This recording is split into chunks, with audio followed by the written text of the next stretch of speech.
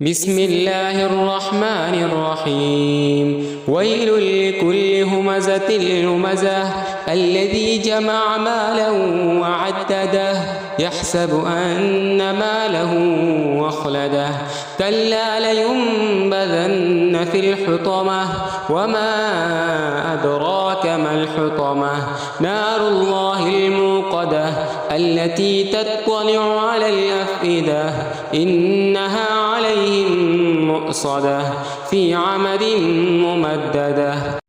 குறை கூறி புறம் பேசும் ஒவ்வொருவனுக்கும் கேடுதான். அவன் செல்வத்தை திரட்டி அதை கணக்கிடுகிறான். தனது செல்வம் தன்னை நிலைத்திருக்க செய்யும் என்று எண்ணுகிறான். அவ்வாறில்லை.